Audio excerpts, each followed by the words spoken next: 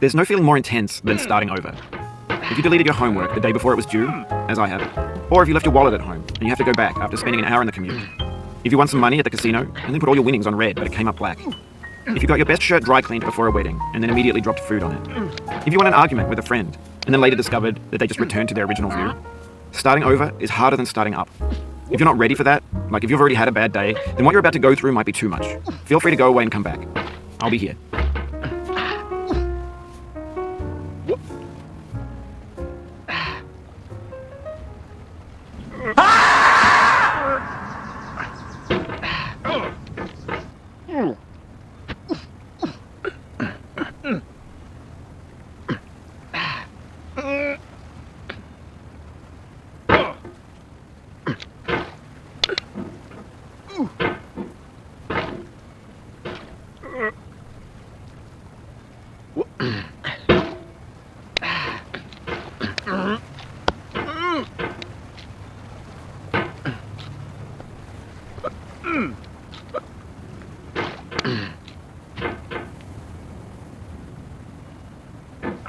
Alright, thanks for coming with me on this trip.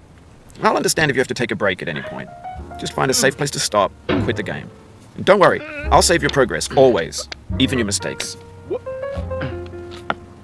This game is a homage to a free game that came out in 2002, titled Sexy Hiking. The author of that game was Jazuo, a mysterious Czech designer who was known at the time as the father of B games. And B games are rough assemblages of found objects. Designers slap them together very quickly and freely, and they're often too rough and unfriendly to gain much of a following. They're built more for the joy of building them than as polished products.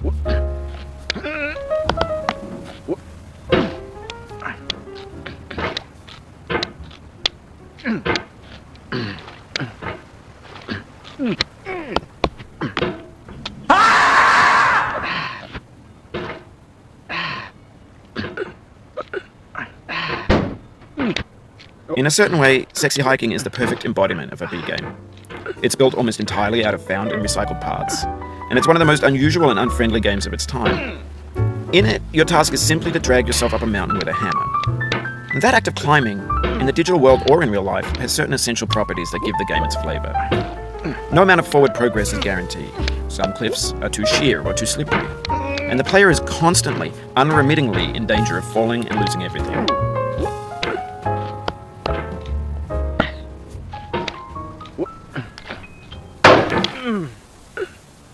Oh, you just lost a lot of progress. That's a deep frustration, a real punch in the gut.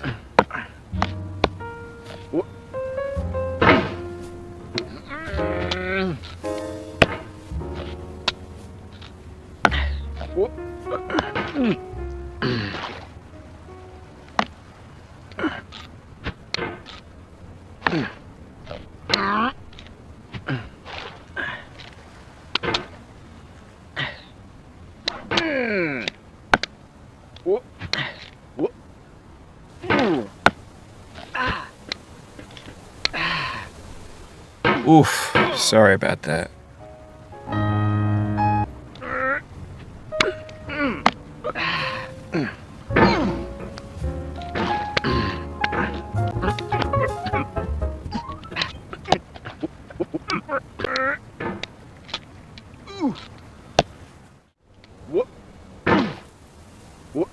This thing that we call failure is not the falling down, but the staying down. Mary Pickford. Anyway, when you start Sexy Hiking, you're standing next to this dead tree that blocks the way to the entire rest of the game. It might take you an hour to get over that tree, and a lot of people never got past it. You prod and you poke at it, exploring the limits of your reach and your strength, trying to find a way up and over. And there's a sense of truth in that lack of compromise. Most obstacles in video game worlds are fake. You can be completely confident in your ability to get through them once you have the correct method or the correct equipment or just by spending enough time. In that sense, every pixelated obstacle in Sexy Hiking is real.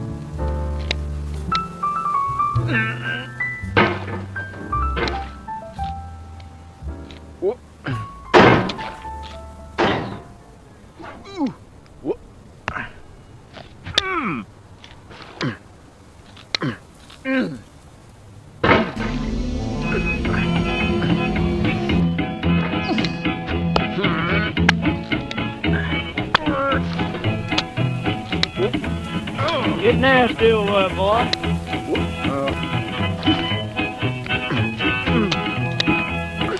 Going down the road feeling bad. I'm going down the road feeling bad. Going down the road feeling bad, and I ain't going to be treated this way.